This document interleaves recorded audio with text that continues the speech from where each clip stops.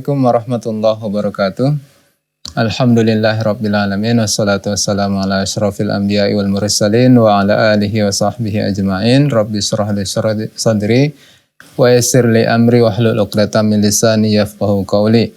Allahumma 'allimna ma yanfa'una wanfa'na bima 'allamtana wa zidna hudan wa tuqan wa salahan ya rabbal alamin.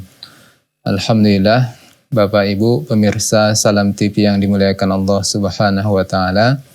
Kita bersyukur kepada Allah Subhanahu wa taala sehingga dengan rahmat dan karunia-Nya kita bisa melanjutkan kajian kita, yaitu kajian fikih, kajian kitab Matan Abi Syuja rahimahullahu taala. Dan salawat dan salam semoga senantiasa tercurah keharibaan Nabi besar Muhammad sallallahu alaihi wasallam dan juga kepada keluarga beliau dan sahabat-sahabat beliau dan umat beliau yang setia melaksanakan syariat, ajaran dan sunnah baginda Rasulullah sallallahu alaihi wasallam. Bapak Ibu pemirsa Salam TV yang dimuliakan Allah Subhanahu wa taala, kita sudah sampai di pembahasan terakhir dari Kitabun Nikah, yaitu pembahasan tentang permasalahan pernikahan, yaitu pembahasan al-hadonah. Al-hadonah yaitu hak mengasuh anak. Jadi yang namanya pernikahan, yang namanya hidup berumah tangga, ada manis dan ada pahit, ada suka dan duka, ya, ada namanya romantis, ada namanya rukun, sakinah, mawaddah, warahmah, dan juga bisa terjadi perceraian, terjadi percekcokan, perselisihan antara suami istri, sehingga gara-gara perselisihan yang tidak kunjung selesai, sudah berbagai macam cara dilakukan, tapi juga tidak ada solusi kecuali harus perpisahan antara suami istri, perceraian. Maka itu juga mungkin menjadi salah satu solusi, ya, karena bisa jadi seseorang itu, ya, bisa kita katakan semacam salah pilih, ya, salah pilih pasangan bisa juga terjadi.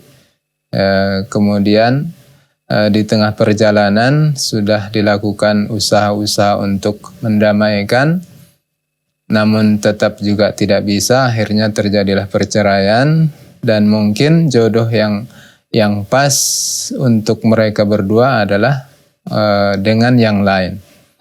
Dan ketika terjadi perceraian,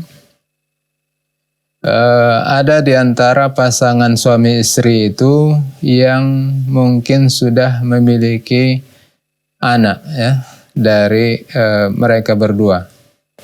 Sudah memiliki anak karena mungkin pernikahan sudah berlangsung 2 tahun, 3 tahun atau lebih, sehingga sudah punya anak. Dan pertanyaannya, siapa yang mengasuh anak itu ketika terjadi perceraian? Siapa yang mengasuh? Dengan siapa anak itu diserahkan? Inilah pembahasan terakhir dari Kitabun Nikah.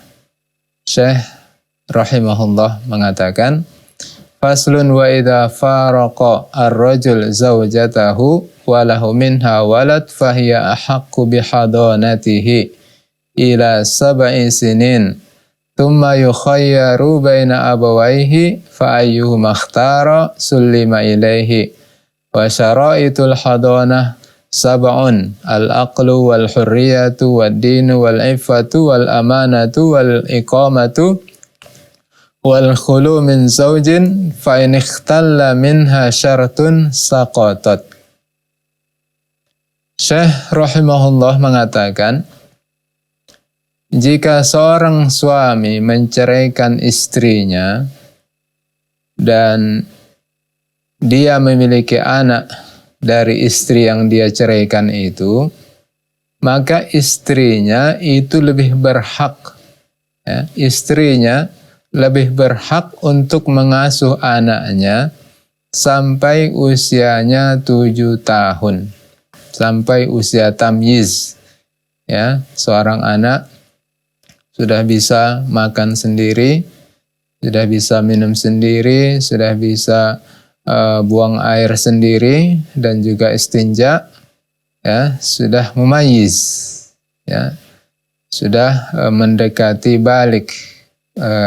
Usia mumayyiz itu sekitar 7 tahun sampai 8 tahun kurang lebih. Ketika sudah usia mumayyiz 7 tahun, maka yukhayyar baina abawaihi. Anak tersebut, ya, dari suami istri yang bercerai itu diberikan pilihan kepadanya. Kamu mau tetap sama ibumu atau kamu diasuh oleh ayahmu, bapakmu. Fahyuma ikhtara sulima ilaihi. Kepada siapa anak itu? Anak itu memilih siapa? Apakah anak itu memilih bapaknya? Maka diserahkan kepada bapaknya.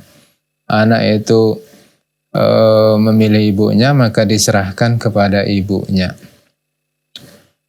Wa syara'itul hadanah sab'un. Syarat pengasuhan itu, seorang istri dia diserahi mengasuh seorang anak karena mereka bercerai, maka harus ada 7 hal dalam diri seorang istri itu supaya dia berhak mengasuh anaknya. Yang pertama adalah al-aqlu. Jadi perempuan tersebut bukan perempuan yang gila. Ya, dia cerdas, dia punya akal. Wal hurriyah, dia adalah wanita yang merdeka. Ya. Karena kalau perempuan tersebut adalah budak statusnya, maka dia tidak bebas. Dia harus berkhidmat melayani tuannya. Bagaimana dia mau mengasuh anaknya sementara dia sendiri sibuk, ya, mengasuh melayani tuannya. Kemudian ad-din, dia harus beragama Islam, ya.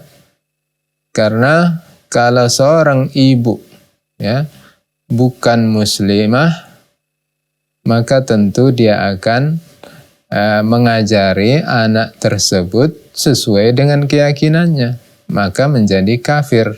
Ya.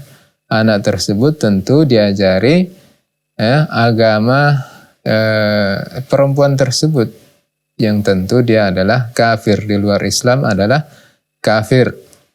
Wal iffah, si perempuan tersebut, ya, yang diceraikan oleh suaminya harus iffah, menjaga dirinya, menjaga kehormatannya, bukanlah perempuan yang suka menjajakan dirinya, perempuan yang suka melakukan penyelewengan, ya, suka melakukan perbuatan semacam perzinahan. Maka kalau itu tentu rusaklah, ya, rusaklah perempuan tersebut, rusak juga anak tersebut. Kemudian al-amanah, ya, perempuan itu harus amanah, bukan orang yang khianat. Harus bisa menjaga amanah, memikul amanah, tanggung jawab.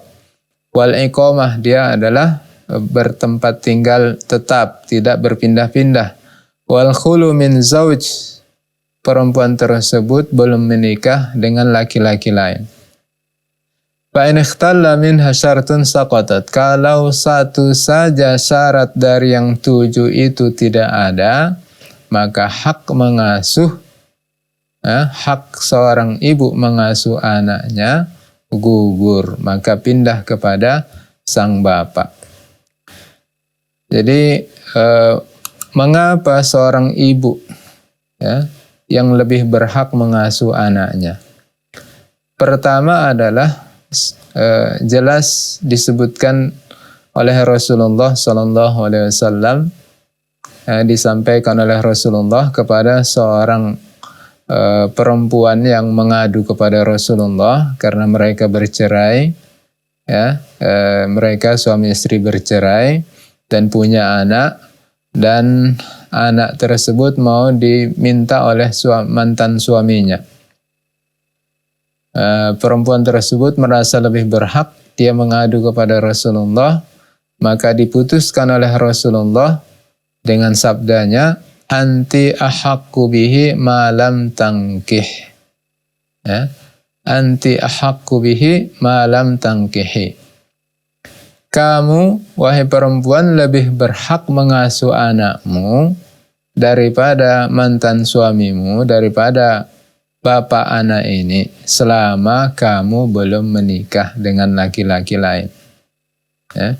Jadi ini jelas hadisnya bahwa sang ibu lebih berhak. Jadi kenapa dia lebih berhak? Pertama, jelas itu merupakan sabda dari Rasulullah SAW dan syaratnya selama dia belum menikah. Kenapa? Karena pengasuhan itu sebenarnya titik beratnya adalah untuk kemaslahatan sang anak.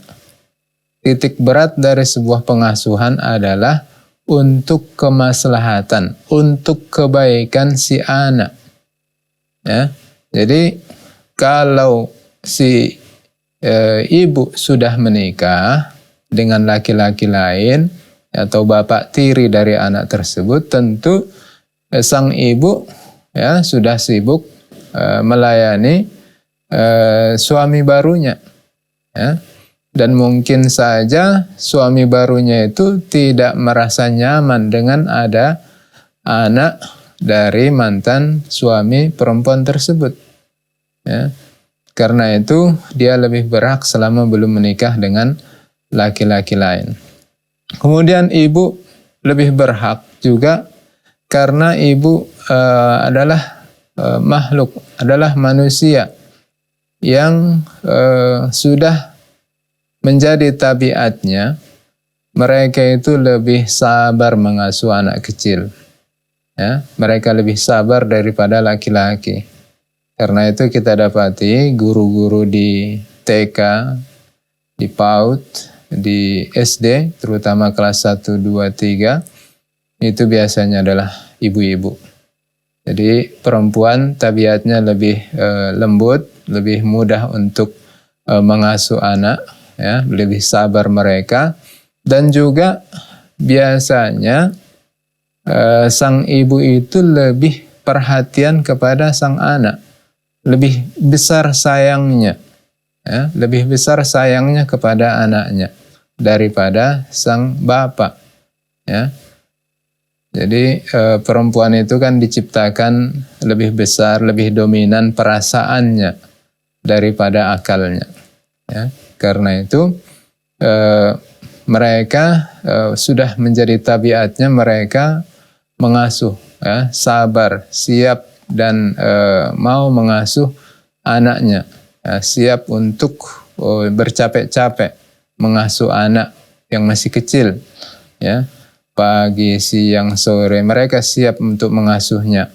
Malam pun mereka bangun, mereka siap. Tapi kalau seorang bapak kemungkinan itu berat. Yang berikutnya juga biasanya sang ibu itu bisa sambil mengasuh anak, bisa juga sambil mencari nafkah. Sementara berbeda dengan seorang bapak, dia sulit untuk menggabungkan antara mengasuh anak, ya, memandikan, mencuci, memberi makan, menyuapi, dengan dia mencari nafkah. Biasanya laki-laki sulit untuk menggabungkan keduanya. Karena itulah Islam memberikan hak lebih besar kepada sang ibu dalam mengasuh anak selama anak tersebut belum memayis 7 tahun ke bawah dengan 7 syarat yang sudah disebutkan tadi. Baik, Bapak Ibu pemirsa Salam TV, insyaallah sesudah ini kita akan masuk ke pembahasan yang baru, yaitu Kitabul Jinayat. Jangan kemana-mana dahulu, akan kita lanjutkan sesudah pesan-pesan berikut ini.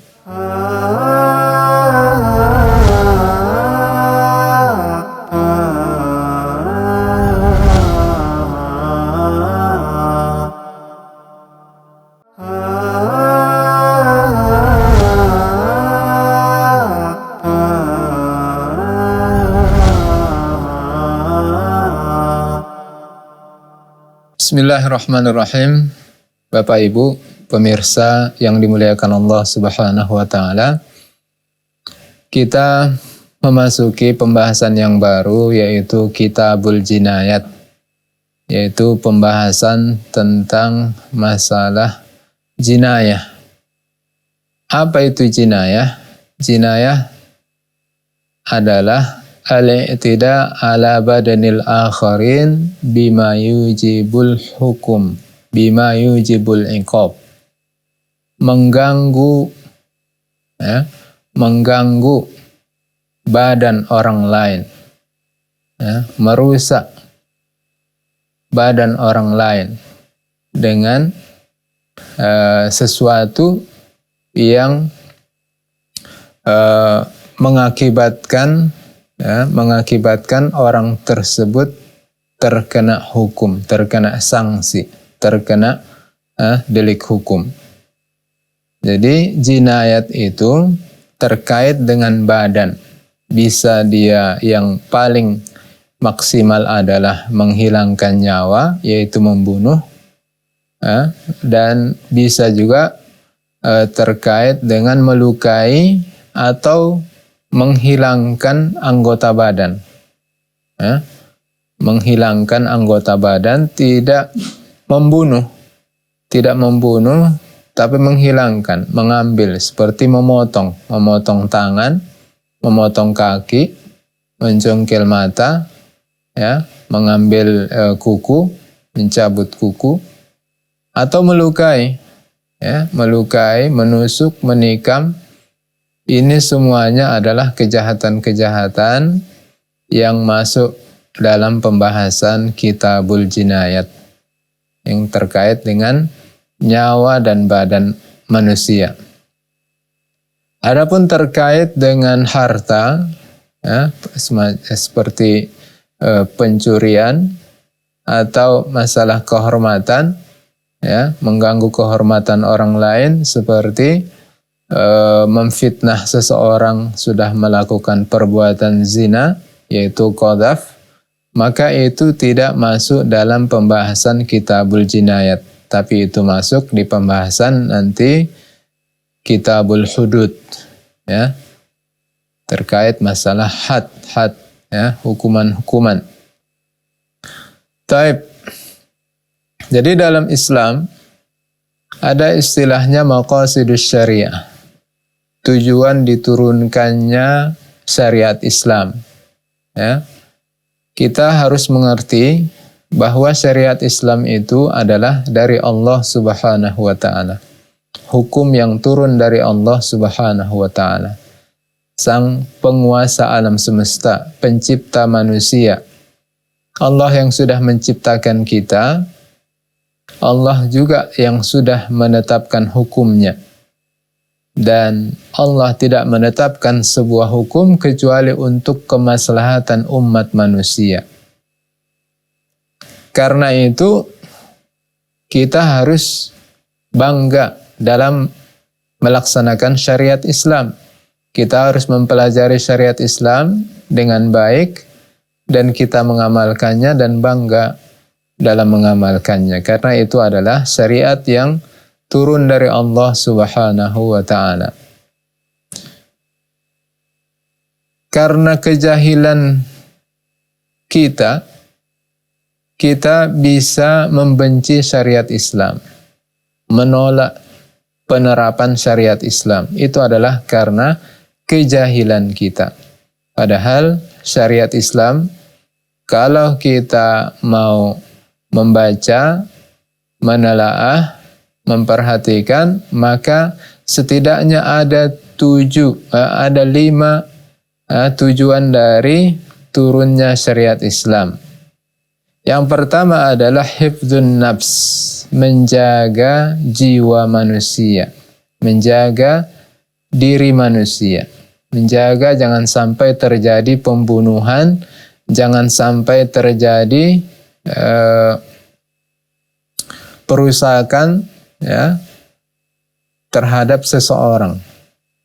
Yang kedua adalah hifdzul mal, menjaga harta. Jangan sampai terjadi perusakan terhadap harta, pencurian terhadap harta orang lain, perampasan terhadap harta orang lain. Ya. Yang ketiga adalah hifdzul aqli, menjaga akal. Ya. Jangan sampai akal itu dirusak. Karena kalau akal itu rusak, maka potensi timbulnya kejahatan menjadi besar. Karena itulah dalam Islam dia dilarang merusak akal, dilarang minum minuman keras, minum khamar. Karena itu mematikan akal. Akal menjadi mati, tidak berfungsi, sehingga tidak bisa membedakan yang hak dengan yang batil, sehingga larangan Allah bisa mereka langgar, perintah Allah tidak mereka lakukan. Yang keempat adalah hifdzuddin. Sebenarnya itu yang pertama, hifdzuddin, ya. Menjaga agama. Ya, jangan sampai agama Allah ini dirusak. Ya, jangan sampai agama Allah ini dinistakan. Ya, karena itu dalam Islam, ya, orang-orang yang istihza biddin itu hukumnya kufur dan diperangi. Ya.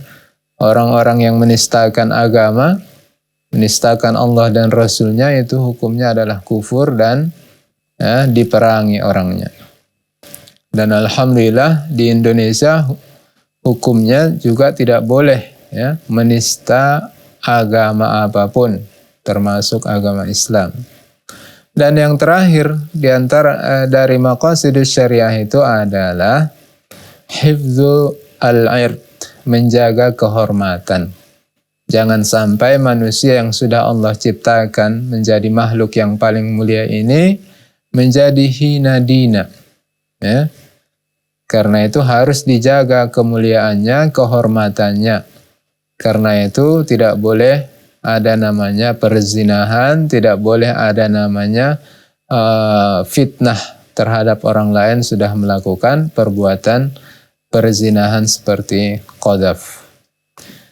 Baik, jadi Kitabul Jinayat ini masuk kepada salah satu dari pembahasan maqasidus syariah, yaitu hifdzun nafs, menjaga jiwa manusia, menjaga badan manusia. Jangan sampai ada orang lain yang mengganggu, jangan sampai ada orang lain yang merusak, bahkan sampai membunuh, bahkan sampai memutilasi, ya, memotong-motong, mencincang-cincang. Itu hukumnya adalah haram, dosa besar, dan dalam Islam itu hukumannya sangat berat. Ya. Allah Subhanahu wa taala dalam Al-Qur'an menyebutkan tentang larangan membunuh itu, wala taqtulun nafsallati harramallahu illa bilhaq. Janganlah kalian membunuh jiwa yang Allah haramkan kecuali dengan kebenaran, al-haq. Ya. Tidak boleh kita sembarangan membunuh orang kecuali dengan hak, kecuali dengan cara yang sudah dibenarkan oleh Allah dan Rasulnya. Di antaranya adalah karena dia membunuh, maka dibunuh, dikisos. Itu adalah sebuah keadilan. Di antaranya juga adalah karena berzina dan dia sudah menikah, maka dihukum rajam, ya, dilempar dengan batu sampai wafat. Kemudian di ayat yang lain juga Allah menerangkan tentang bahaya membunuh orang lain. Allah Subhanahu wa taala berfirman, "Wa may yaqtul mu'mina muta'ammidan fajazaohu jahannamu khalidan fiha wa ghadiballahu 'alaihi wa la'anahu wa 'adalahu adzaban 'aziman." Siapa yang membunuh seorang yang beriman, barang siapa membunuh seorang yang beriman, wa may yaqtul mu'minan muta'ammidan, dengan sengaja, membunuh seorang, satu saja, bukan 2, 3, 4, 6 dan seterusnya. Satu saja, siapa yang membunuh seorang yang beriman dengan sengaja, wa may yaqtul mu'minan muta'ammidan fajaza'uhu jahannam khalidan fiha, maka balasannya adalah neraka jahanam, dia kekal di dalamnya. Ya. Jadi ini adalah salah satu dalil ya, menunjukkan bagaimana Islam menjaga kemuliaan manusia, bagaimana Islam menjaga kehormatan manusia, memanusiakan manusia, tidak boleh sembarangan membunuh. Ya. Kalau hukum Islam diterapkan, kalau syariat Islam diterapkan, maka orang tidak gampang membunuh. Ya. Sekarang ini bahkan belakangan sering kita mendengar ya, ada ya, imam masjid dibunuh, ada ketua MUI dibunuh. Ya. Sangat gampang. Kenapa orang merasa mudah membunuh orang lain? Karena mungkin dia melihat bahwa kalau dia membunuh, dia tidak akan mendapat hukuman yang membuat efek jera terhadapnya. Ya, dia mungkin beranggapan paling maksimal penjara seumur hidup. Ya, dan di penjara pun nanti dia bisa makan. Ya, dan nanti ada potongan-potongan hukuman yang awalnya seumur hidup bisa mendapat potongan, akhirnya mungkin ya realnya cuma mungkin 10 tahun dan seterusnya. Tapi kalau hukum Islam diterapkan, maka orang akan berpikir 1000 kali kalau membunuh orang lain. Karena apa? Karena kalau dia membunuh, dia juga akan dikisos, ya, dibunuh juga. Taib. Maka dalam membahas masalah ini, beliau mengatakan al-qatlu ala salasati adrub, amdi mahdin wa khata'i mahdin wa amdi khata'. Pembunuhan itu ada 3 model, ada 3 macam. Yang pertama adalah amdu mahdin, semata-mata, murni sengaja. Memang sengaja mau membunuh, memang sengaja mau menghilangkan nyawa orang lain. Yang kedua adalah khata' mahd, semata-mata karena kesalahan, tidak ada kesengajaan, ya, tidak ada niat sedikit pun mau melukai, bahkan mau membunuh orang lain. Ya, semata-mata murni itu adalah kesalahan tanpa kesengajaan. Yang ketiga adalah amdu khata'. Ya. Yang ketiga, jenis ketiga adalah amdu khata'. Amdun sengaja, khata' tapi terjadi kesalahan. Ya. Jadi ini dia 3 modelnya. Yang pertama murni kesengajaan, yang kedua murni tidak ada sedikit pun niat untuk membunuh dan tidak ada hal yang dilakukan untuk membunuh.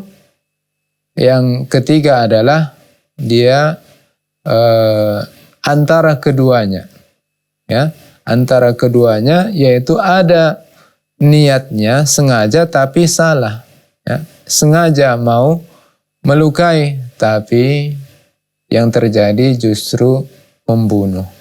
Jadi pertengahan. Jadi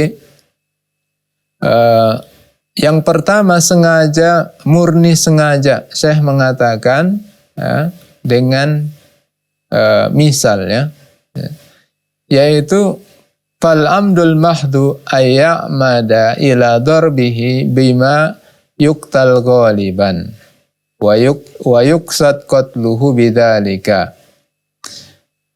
Maka orang yang murni sengaja membunuh itu seperti orang yang sengaja memukul orang lain dengan alat yang memang biasa dipakai untuk membunuh dan niatnya untuk membunuh. Yuksad qatluh bidzalik fayajibul qawat, maka wajib dikisos. Ya. Baik Bapak Ibu, kita akan lanjutkan, jangan kemana-mana dahulu, kita lanjutkan sudah pesan-pesan berikut ini.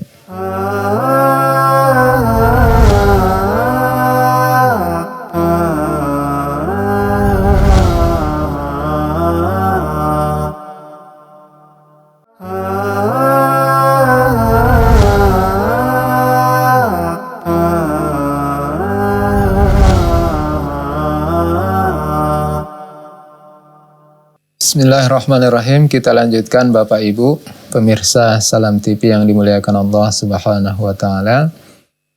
Tadi kita sudah menyebutkan bahwa yang namanya pembunuhan itu ada 3 model. Ada yang murni kesengajaan, memang niatnya mau membunuh, menghilangkan nyawa orang lain. Ada yang kedua murni tidak ada kesengajaan, tidak ada niat sedikit pun, namun terjadi kematian. Yang ketiga adalah antara kedua ini, yaitu ada kesengajaan melakukan melakukan sesuatu kepada orang lain, namun tidak ada niat untuk membunuh, namun terjadi kematian terhadap orang lain. Ya, orang lain mati gara-gara perbuatan yang dilakukan oleh seseorang. Baik, saya memberikan contoh bahwa di antara contoh perbuatan yang murni sengaja membunuh itu adalah ketika seorang itu sengaja memukul orang lain dengan sesuatu yang membunuhnya, bisa membunuhnya, dan dia pun berniat untuk membunuhnya, menghilangkan nyawanya, ya, maka itu adalah hukumnya adalah dikisos. Dan kalau keluarga, ya, ahli waris dari orang yang dibunuh itu memaafkan, maka wajib bagi orang yang membunuh itu, wajib baginya untuk membayar diat yang diberatkan. Dan diatnya itu harus dibayar cepat, tidak ada waktu untuk penangguhan, dan dibayar dari harta si pembunuh itu. Ya. Jadi di antara contoh-contoh membunuh dengan sengaja itu seperti menikam, ya, menikam seseorang. Menikam seseorang di ulu hatinya, di perutnya, di dadanya, itu biasanya adalah mematikan. Ya. Kemudian menenggelamkan orang lain dengan sengaja. Menenggelamkan orang lain dengan sengaja, itu biasanya adalah mematikan. Kemudian melempar seseorang dari tempat yang tinggi, ya, dari sebuah gedung yang tinggi, misalnya 7 lantai, ya, dilempar dari atas, itu biasanya orang yang dilempar itu jatuh mati, ya, sampai di tanah biasanya adalah mati. Ini adalah perbuatan-perbuatan murni sengaja membunuh. Jadi kalau Syekh mengatakan di sini syaratnya ada 2, ya. Yang pertama ada niat membunuh, yang kedua dilakukan dengan cara, media, sarana yang biasanya itu memang itu adalah membunuh, menghilangkan nyawa orang lain. Jadi kalau berdasarkan pendapat Syekh, kalau tidak ada niat, walaupun perbuatannya itu memang biasanya itu bisa membunuh orang lain, kalau niatnya tidak membunuh, maka itu tidak masuk kategori yang pertama. Tapi dia nanti bisa masuk kategori yang kedua. ya, syibhul amdi. Tapi menurut pendapat yang kuat, yang rajih wallahu alam, walaupun niat dia tidak ada, namun dia sengaja menenggelamkan orang lain, ya, walaupun dia tidak sengaja, walaupun orang itu tidak ada niat membunuh, tapi dia menenggelamkan orang lain, atau melempar orang lain, membuang orang lain dari tempat yang tinggi, walaupun dia tidak berniat membunuh, maka ini juga tetap masuk kategori pembunuhan yang pertama, yaitu murni, ya, murni sengaja membunuh, maka hukumnya adalah qisas. Dan kalau keluarga si mayit itu, yang terbunuh itu, memaafkan, ya, memaafkan orang yang membunuh itu, maka pindah ke hukuman yang kedua, yaitu membayar diat, yaitu diat yang mughalladah, diat yang diberatkan, harus dibayar segera, tidak boleh ditangguhkan, tidak boleh dicicil, ya, dan dibayar dari harta orang yang membunuh tersebut. Kemudian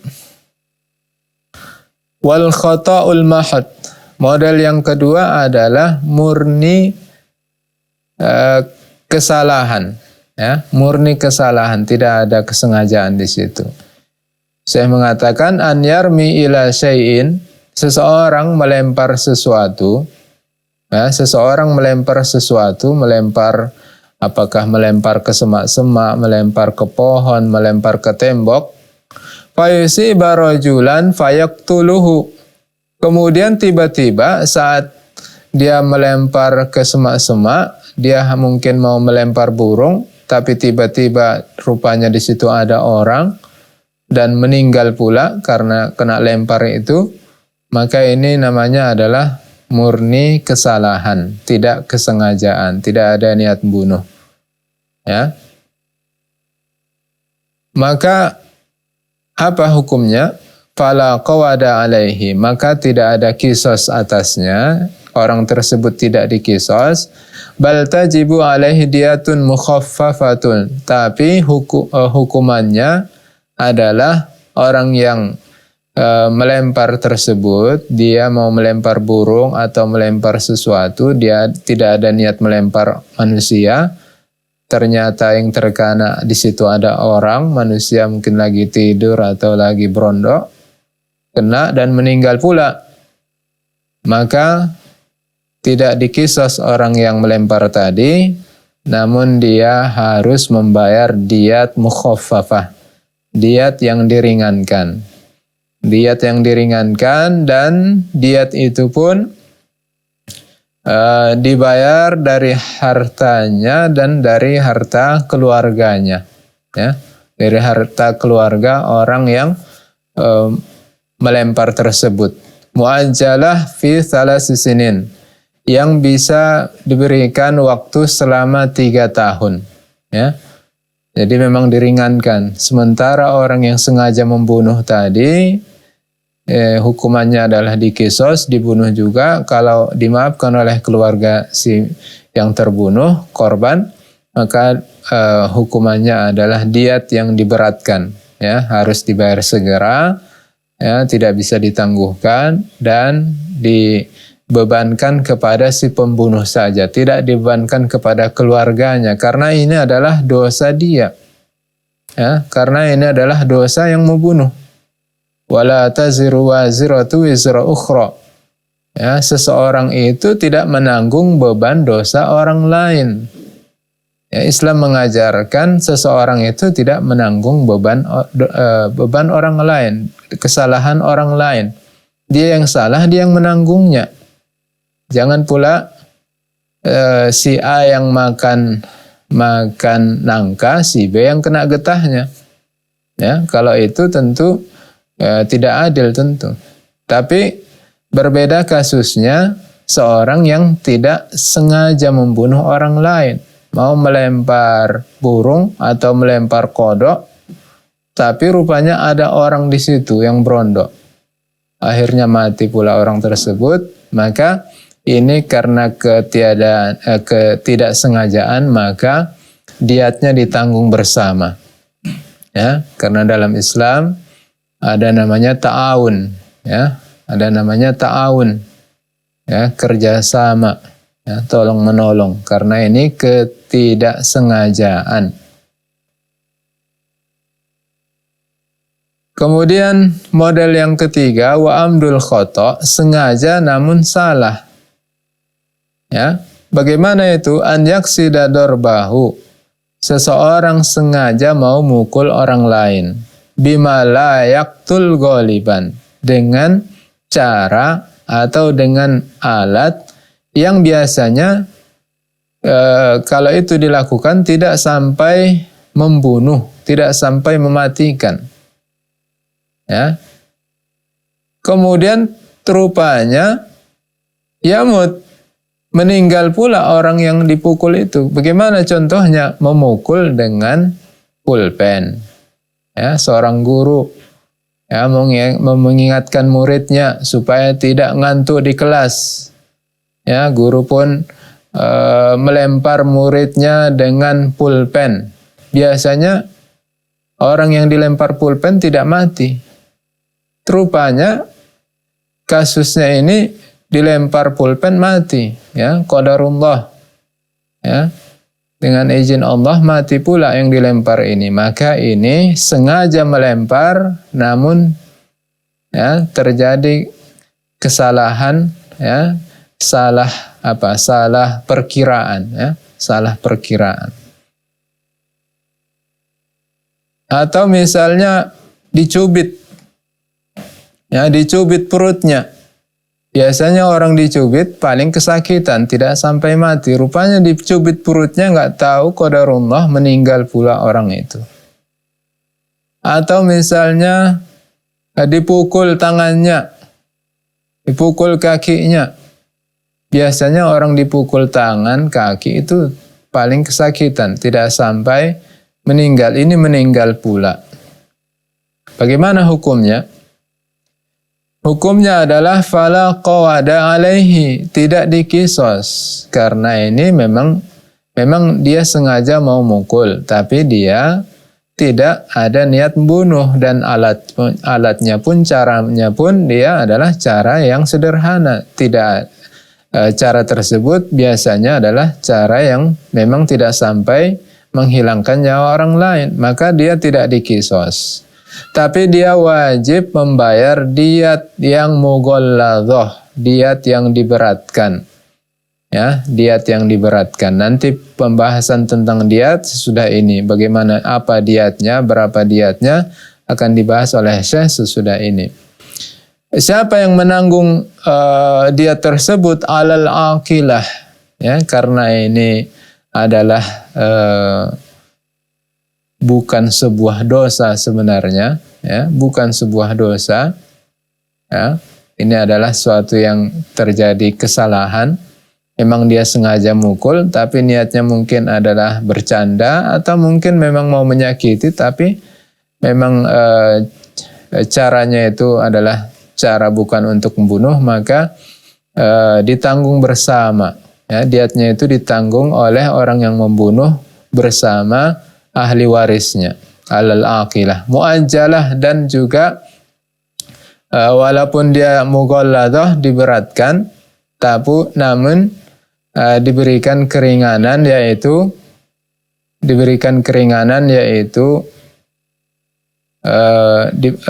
bisa membayarnya, melunasinya selama 3 tahun. Dan Syekh mengatakan, wa syaraitu wujubil qisas arba'atun. Syarat wajib dikisos itu, ya, seseorang yang membunuh dengan sengaja, dia dikisos, dibunuh juga, ada 4 syaratnya. Yang pertama adalah dia harus orang yang balik, yang kedua dia berakal, yang ketiga yang membunuh itu bukanlah si bapak dari yang terbunuh, ya. Jadi seorang bapak membunuh anaknya itu dosa besar, haram, namun tidak dikisos. Bapaknya tidak dikisos karena kalau dikisos tentu dua kali musibah yang menimpa keluarga tersebut kan. Anaknya meninggal, bapaknya meninggal juga. Jadi syarat yang ketiga bukan yang membunuh itu bukanlah statusnya bapak dari yang dibunuh, dan yang keempat bahwa yang terbunuh itu jangan sampai lebih rendah derajatnya dari orang yang membunuh karena kekufuran atau karena dia adalah statusnya hamba sahaya, ya. Karena kalau namanya kisos itu yang merdeka dikisos, ya, dikisos karena dia membunuh budak, maka di situ tidak ada keadilan karena kisos itu kan sebenarnya prinsipnya yang dipakai adalah prinsip keadilan. Orang yang membunuh maka dihukum bunuh.